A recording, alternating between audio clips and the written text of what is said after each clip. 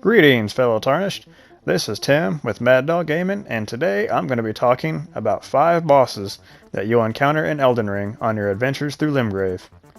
This is the second and a continuation of my first video entitled Elden Ring Boss Fights Tutorial. These bosses are a little more mid-game than they are early game, so if you're a new player, I highly recommend watching my first video to get some tips, information, and locations for bosses earlier in the game. But without any further ado, let's get started. Our first boss is the Tibia Mariner. The Tibia Mariner is located in the Summon Water Village just to the northeast of the Summon Water outskirts side of Grace. The Tibia Mariner is a pretty easy boss to beat. He's pretty slow and doesn't move around very fast. His attacks are mostly close range, but he does have a few longer range attacks as well. He'll raise up in the air and slam down on you. He'll throw water at you, like he just did right there. He'll raise up the front end of his boat up and try to hit you with it. And if you see him blowing his horn, be sure to watch your back because he is summoning skeletons to fight by his side. While summoning, he can be interrupted if you're able to cause enough damage to him while he's blowing his horn. He will also raise his horn into the air, and you'll see a little blue orb appear at the top. Be sure to stay away from him because it explodes outwards, causing damage in all directions. Melee attacks, they work pretty well on him. Magic does a pretty good job as well.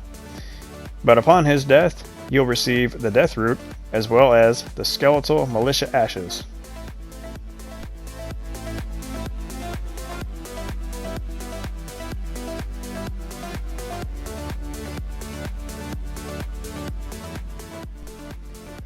Okay, next up we have the Knights Cavalry. You'll fight several Knights Cavalries throughout Limgrave. This particular one is located by the Castle Morn Rampart site of Grace in the Weeping Peninsula on the south side of the map. The Knights Cavalry can only be found at night, so if you're looking for one, you won't find one during the day. The easiest solution for that would be to go rest at the nearest site of Grace and simply pass the time until nightfall. The Knights Cavalry are mounted bosses that can move around a lot and very quickly, making them difficult to hit even with magic. That's pretty much the most difficult part about fighting them. If you're playing solo, the fight can be significantly easier because you can fight on horseback as well. We can't do that because I'm playing co-op. But the Knights Cavalry's attacks are all close range, they don't use magic, and they're pretty easy to dodge, but can cause significant damage when you get hit. For the most part, they kind of just circle around and try to hit you as they are passing by. If you're a magic user like myself, try to time your spells for when he is either running towards you or away from you for maximum chance of hitting him. If you can manage to kill his horse, the knight himself could still be alive, but he is much easier to fight due to the fact that he is not as mobile and he's easier to attack. Depending on which Knights Cavalry you fight will depend on what you receive upon his defeat, but you will always receive at least the weapon that they were using against you. The Leonine Misbegotten. This boss is an optional boss. You don't have to fight him if you don't want to. This boss is located in the Morn Mongrave south of the Weeping Peninsula. Basically as far south as you can possibly go.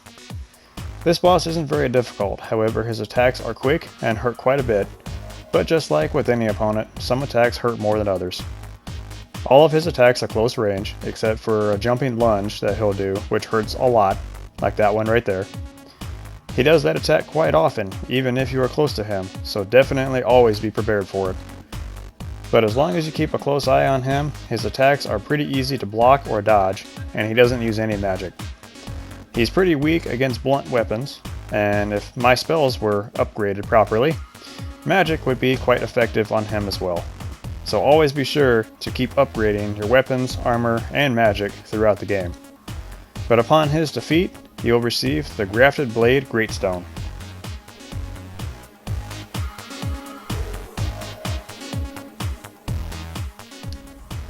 Margaret the Fallen Omen.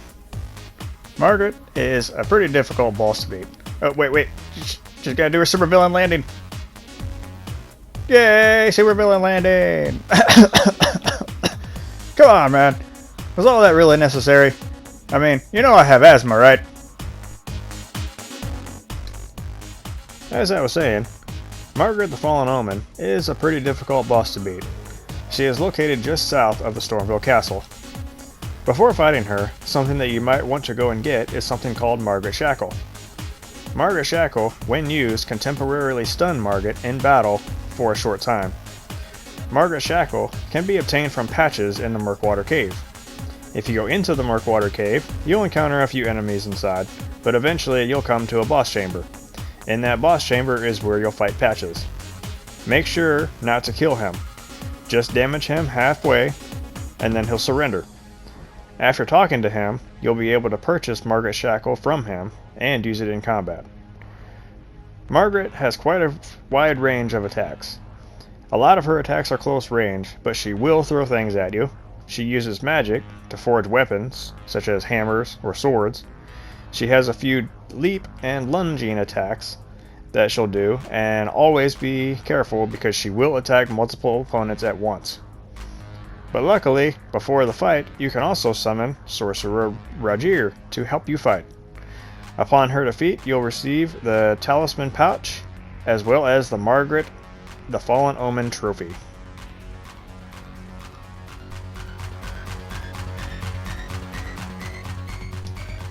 Last but not least, we have the Black Knife Assassin.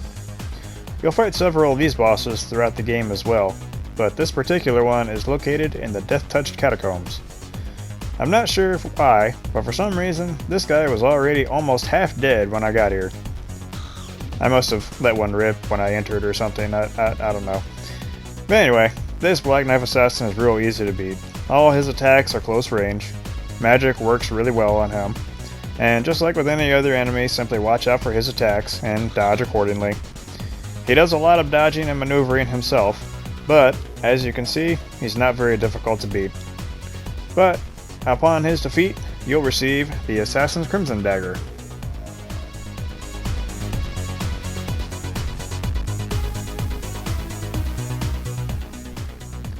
Well, that is all we have for today, folks. If this video was helpful and you would like to see more, be sure to like and subscribe for more tips and information on other bosses. If you have any specific bosses you would like to see, please leave your suggestions in the comment section. This is Mad Dog Gaming, and thank you for watching.